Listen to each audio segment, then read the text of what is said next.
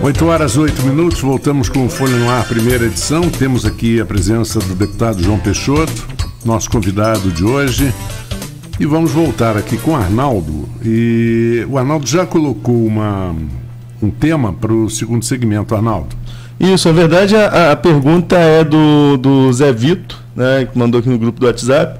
Lembrando que o João Peixoto foi deputado tendo como governadores Marcelo Alencar, Antony Garotinho, Benedita da Silva, Sérgio Cabral, Luiz Fernando Pezão e Wilson Witzel. E ele pergunta, qual foi o melhor para a nossa região desses governadores? Olha, para te falar a verdade, do governo atual, eu ainda não posso falar porque ele ainda está no primeiro ano de governo ainda, está entrando no segundo. Então, eu espero muito dele, principalmente na recuperação das estradas, na agricultura. Isso é esse compromisso que ele tem. Agora, eu vejo aí que tanto outros governadores que passaram, todos esses tentaram fazer o melhor para a nossa região. Então, é difícil a gente dizer qual que foi o melhor, que todos eles tentaram fazer o melhor. Mas se fosse para eleger um deles, qual que seria o seu eleito, né? Não dá para ficar em cima do muro, João. Vamos eleger um. Se eu tivesse que eleger um, eu elegeria Marcelo Alencar. Foi o melhor para a região? Para mim foi. Por quê? Porque era um governador de diálogo, ele fez muitas coisas com recurso pouco e fazer sem recurso é muito difícil. E ele conseguiu fazer muita coisa aí. Agora, muito se fala, João, que o governador de estado, e eu bati muito nesse ponto em relação à última campanha eleitoral. Muito se fala que o governador, muitas vezes, toma uma postura como se ele fosse um segundo prefeito do Rio, ou um prefeito de luxo da capital do Rio de Janeiro, e deixa o interior de lado. Você disse que o Marcelo Alencar foi o melhor. Marcelo Alencar tem ligação com a capital, o Sérgio Cabral, também da capital. Agora nós tivemos Garotinho e Rosinha, que são daqui da região, Pezão, que foi prefeito do município dele, que também é do interior. Esses governadores de interior não tiveram um olhar diferente, não pensaram mais no interior do que esses que se tornam um prefeito de luxo do município? Não, eu até concordo com vocês. Agora, eu falo Marcelo Alencar, porque Marcelo Alencar, ele pagou o Estado falido.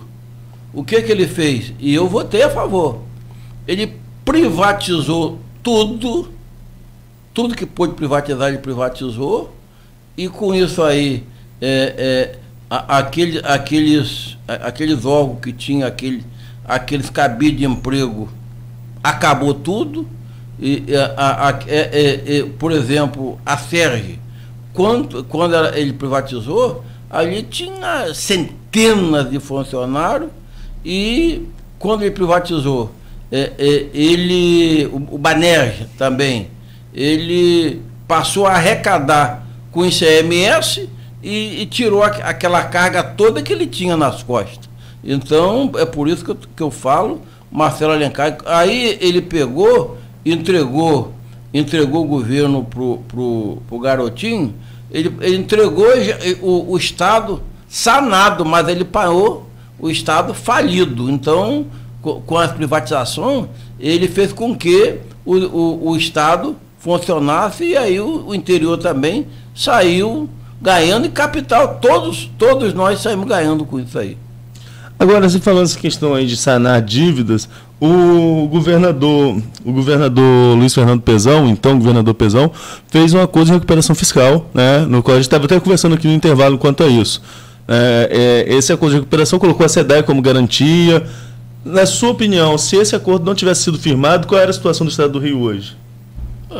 Estava falido Esse governo Wilson não poderia ter feito nada porque não tinha como fazer, porque você sabe que antes dessa recuperação fiscal, os funcionários estavam 6 meses sem receber, aposentado, era de fazer vergonha aquelas pessoas de poder aquisitivo menor, que são funcionários.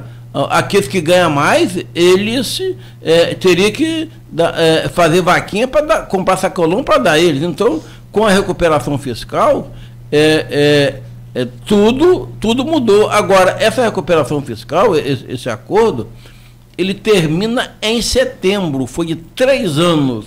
Agora precisa de fazer uma nova negociação para que se cumpra mais 3 anos, como foi feito lá na lei, que é 3 anos, podendo chegar a 6. Então, depende aí da negociação para que isso aconteça. Deputado, aí você acha que vai conseguir esse acordo? A Alerj tende a apoiar essa renegociação. Com certeza. Mas e a relação do governador Whitson com o presidente da República para negociar essa renovação? Será que consegue? É preciso que isso aconteça, mas também nós dependemos muito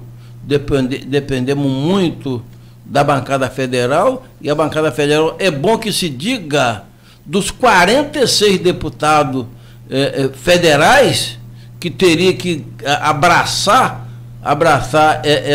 esse projeto da recuperação fiscal, só 20 votaram a favor, 26 votaram contra.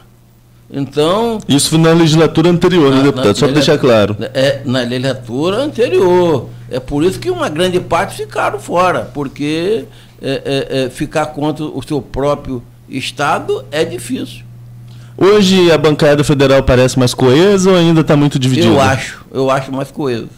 Acho mais coesa. Então, eu vejo que, se depender da bancada federal e da Alerj, com certeza vai ser renovada por mais 3 anos. Agora depende do que você acabou de falar, de uma negociação dos dois, do governador do Estado e o presidente da República. Com certeza o Bolsonaro é carioca, ele não vai, não acho que não vai criar dificuldade para o seu Estado, não. Mas tem aí uma questão pessoal, né? Porque o Bolsonaro ficou meio chateado com o governador quando o governador se lançou para candidato a presidente, né? Isso aí, mas essas coisas acontecem, mas ele tem a cabeça no lugar e com certeza será suficiente para que ele possa reverter esse quadro. Deputado, no ano passado saiu uma notícia na Globo Rio, na verdade, a reportagem do Pedro Figueiredo, o senhor deve recordar dela, com relação a uma planilha atribuída a ex-presidente da Alerj, indica que deputados controlavam postos do Detran no Rio. Nessa planilha, é bom deixar claro que não há acusação, mas nessa planilha o nome do senhor aparece como que fosse o responsável por lotear as unidades de São José do Bar, São Fidélis, Quissamã e Campos. Como o senhor recebeu essa notícia dessa planilha e qual seria o envolvimento do senhor com o Detran seguindo a linha dessa reportagem? Olha, para mim não foi novidade nenhuma, porque eu nunca comandei nada. Muitas das vezes os cargos estavam livres, e como estava livre, tinha pessoa de capacidade, a gente pegava e indicava, aí dependia do governador colocar ou não. Agora eu tenho esse tempo todo e, graças a Deus, nunca essas pessoas que foram colocadas tiveram envolvimento nenhum com essas maracutaias que fizeram aí no passado. Então o senhor pleiteava, de certa forma, sim, esses cargos, mas não foi nada negociado, é isso que o senhor quer dizer? Nada negociado. Pleiteava, o governador avaliava, muitas das vezes, tem muitos que coloca, quando chega lá, é pessoa que está suja no Tribunal de Contas, que está na Corregedoria, e acabam não aprovando. Mas, graças a Deus, as pessoas que a gente apontava, nós não colocamos ninguém. Quem colocava era o governador, ele avaliava se podia botar, não podia largar para lá. Mas, graças a Deus, que essas pessoas que foram colocadas, eu nunca tive problema. Deputado, só vem chegando mais perguntas sobre a ponte aqui, estou só falando aos nossos ouvintes que vão deixar a ponte para o final, propositalmente, que é para segurar mesmo, todo mundo acompanhar a gente até às 8h45. Então, chegou uma pergunta também aqui do Edmundo Siqueira, ele tem um blog aqui na Folha 1, participa constantemente aqui do Folha no Ar e também do Jogo Jogado junto com a gente, enfim. O Edmundo fala aqui, os próximos governos municipais da região passarão por sérios problemas financeiros por motivos diversos já conhecidos. A gente mesmo falou aqui a questão de queda dos royalties, essa questão toda, tem a questão da partilha que a gente vai falar também daqui a pouquinho. Possivelmente os municípios dependerão muito de verbas estaduais e federais. O apoio do deputado será essencial. Os deputados da região irão influenciar diretamente na administração nos próximos governos municipais? O senhor acha que vai estar mais perto nos próximos governos? Os deputados estarão mais perto das prefeituras nas próximas gestões?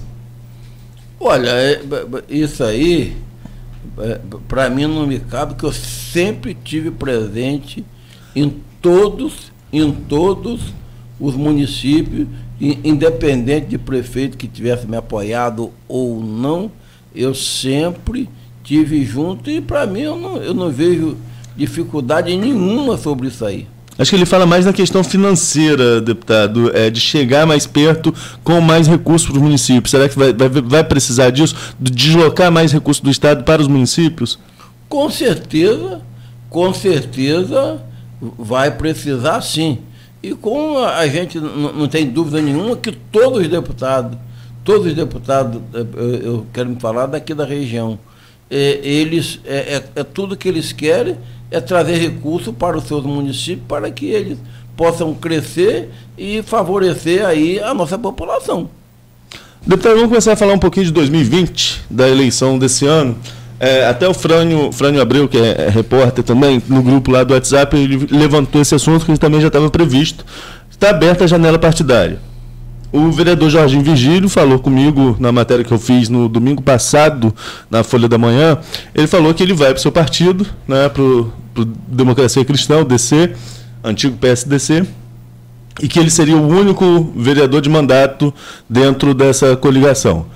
Por outro lado, estão saindo, o senhor até chegou a ameaçar de expulsão, e a gente vai falar sobre isso, o Zé Carlos e o Cláudio Andrade. Nesse período de janela, tem mais alguém que pode chegar ou vai ser só o Jorginho mesmo dos de mandato?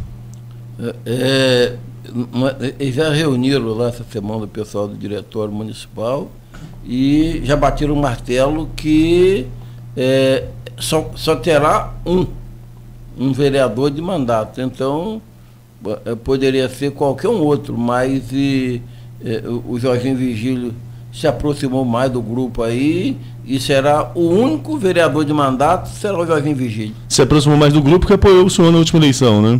Me apoiou também, dos 25 vereadores de Campos, só um que me apoiou e foi o Jorginho Virgílio.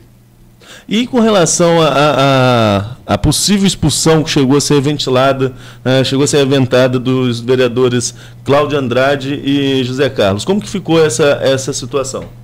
Olha, ali é o seguinte, o diretório aí ficaram indignados e queriam expulsar. Vieram falar comigo, o que eu falei? Olha, gente, vai ter janela aí, deixa eles continuar aí no mandato, na janela, com certeza eles irão sair. E com certeza está acontecendo sem briga nenhuma, sem problema nenhum. Vocês que me conhecem sabem que coisa que eu não gosto de briga, eu prefiro a paz, então é isso que aconteceu com os dois. Não foram expulsos, vão sair para sua livre espontânea vontade, sem problema nenhum. Mas na época, lá no calor da emoção, o senhor chegou a falar comigo que o partido iria expulsá-los, né? Então existia esse movimento. Mas o que eu acabei de falar. Mas o senhor também corroborava com isso, pelo menos foi a impressão que me deu quando eu fiz a matéria à época. Eu não queria ficar contra o diretório, mas eu nunca fui a favor de expulsar ninguém, não. Deputado, agora eu falava aqui no primeiro bloco, enquanto aguardava o senhor chegar, essa eleição vai ser uma eleição diferente. Acabou a coligação entre partidos. O senhor tem 7 mandatos. Ninguém ganha 7 mandatos se não souber fazer nominata. Como que o senhor está avaliando esse tabuleiro esse novo tabuleiro das eleições proporcionais, eleições para vereadores. Como montar nominatos competitivos? É o grande desafio dessa eleição? Não, Arnaldo e todos os seus ouvintes. Para mim nunca foi problema. Por quê? Eu sempre montei uma nominata independente de coligação. Por exemplo, nessas últimas eleições que aconteceu agora, nós fizemos 3 vereadores sem coligação. Você falou, mas 3 não, mas não foi só 2? É porque o Alcione, o voto dele não valeu, senão teria sido 3 vereadores no nosso partido sem coligação. Então, isso aí eu não terei problema nenhum para me fazer de novo 2 vereadores sem coligação nenhuma, porque eu me lembro que foi, não sei que foi em 2016, sei lá, o Álvaro César era vereador, era candidato a vereador sem mandato. Então, houve aquela coligação.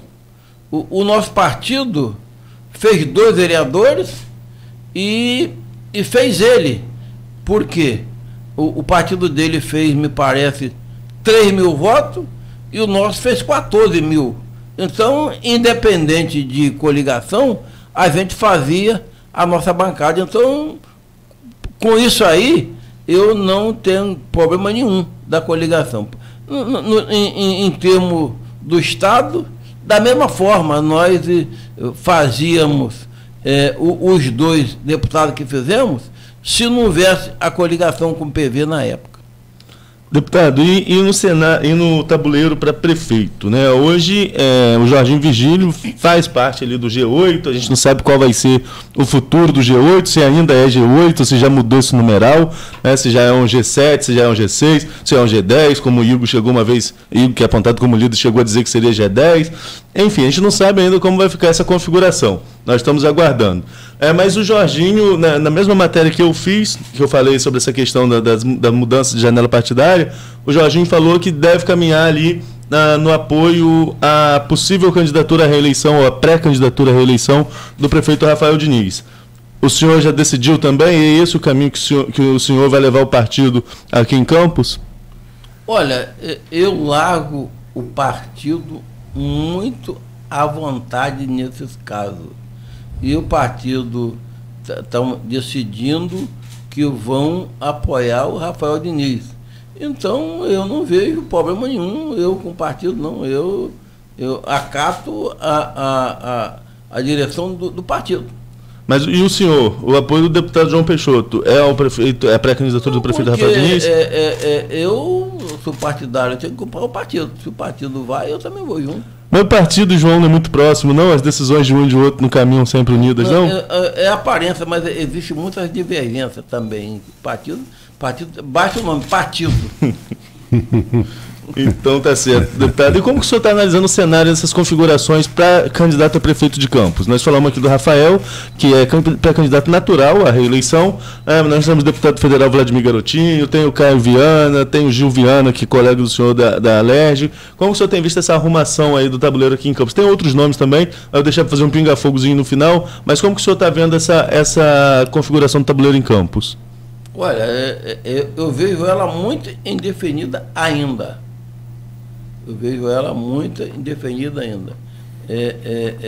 Por que eu vejo indefinida ainda? Porque nós temos aí o prefeito Rafael Diniz. Hoje as pessoas falam da maneira que estão falando. Mas máquina é máquina.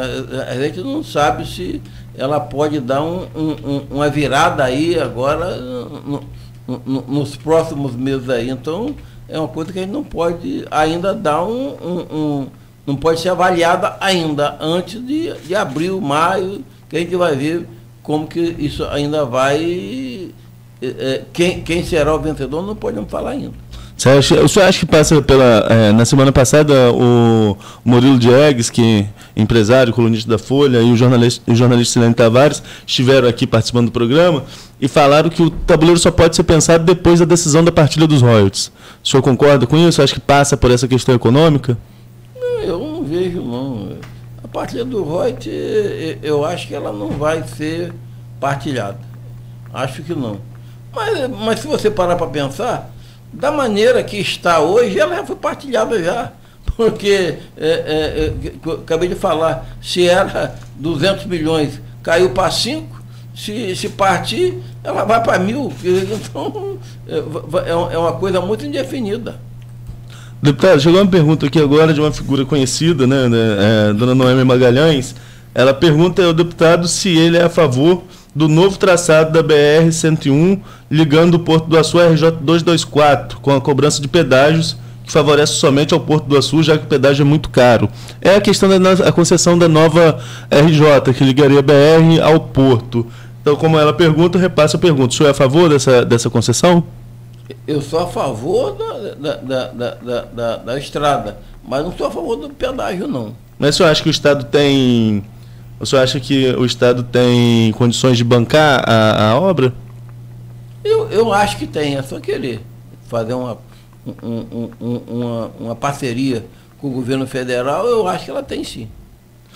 Deputado, vamos falar um pouquinho da região. Chegou a pergunta de Alexandre Oliveira aqui, eu ia fazer isso também. Falar dos dois municípios mais próximos com política aqui. Qual o posicionamento do partido do senhor em São Francisco de Itabapoana? Vai caminhar? O senhor sabe que o Pedrinho Xerene voltou a ficar elegível, teve uma decisão judicial e hoje ele poderia ser candidato a prefeito, assim como a Francimara coloca sua pré-candidatura à reeleição. Tem também o Marcelo Garcia, tem a Thaís Manhães que esteve aqui, o Papinha, alguns candidatos já postos, eu estou esquecendo de alguém, o José Renato Pontes, agora sim fechando aí os possíveis candidatos a prefeito de São Francisco de Itabapoana. Como que está o posicionamento do senhor lá no município, que é um município que o senhor também vai lá catar muito votinho em toda eleição, né? Eu, na condição de deputado de mandato, mais votado de São Francisco foi eu. E como muitas das vezes, por falar em São Francisco, vamos falar de Campos também. Muitas das vezes as pessoas não se recordam. Nas últimas eleições, o deputado de mandato mais votado em Campos, muita gente não sabe que foi eu. Deputado de mandato em Campos que foi mais votado, foi eu, que só tinha eu e o Bruno. Então, eu fui mais votado aqui em Campos. Em São Francisco, da mesma forma. E quem estava andando lá na rua comigo para que a gente pudesse ter essa votação toda em São Francisco foi o Pedrinho Xerene. E eu sou uma pessoa muito fiel. Então eu não abri mão do Pedrinho Xerene. Se o Pedrinho não pudesse ser candidato, o senhor apoia o candidato do grupo dele, é isso? Aí a gente tem que avaliar. A gente tem que avaliar. Então, na condição de hoje, o Pedrinho sendo candidato, o senhor apoiaria a candidatura dele. Caso ele esteja inelegível, aí avaliaria qual seria o nome do grupo, né? Exatamente. Entendi. E São João da Barra, como que fica? São João da Barra, a gente, pela minha ligação com a prefeita Carla Machado, a gente sempre tive com ela. A única vez que eu não tive junto com ela foi quando ela foi candidata a deputada estadual, que eu também fui, mas foi aquela parceria, a gente fazia a campanha até junto. Onde estava o meu grupo, que chegava o grupo dela, era aquela festa dos dois grupos. Então, eu sou muito ligado à prefeita Carla Machado. Então, em São João da Barra com Carla Machado. E lá também tem essa questão judicial. Pode ser que ela fique inelegível caso o TSE confirme a sentença de segunda instância da Machadada. Caso isso aconteça, o senhor caminha com o grupo ou também avalia o nome que sai do grupo? Não, aí eu caminho com o grupo. Independente do nome? Independente do nome. Tá certo, então, deputado. Nós vamos agora a um pequeno intervalo e tem muita pergunta, né? Tá aqui o Marcelo Viana insistindo nas perguntas, tinha o Júnior Campista também, tem pergunta lá no grupo do Buxaú, tem pergunta do João Siqueira, todo mundo falando sobre a ponte. Então a ponte, a gente abre o próximo bloco falando sobre a ponte da integração. Fechado. Vamos ao intervalo e voltamos já. A rede de drogarias Leopoldina, hoje com 10 lojas, é uma das empresas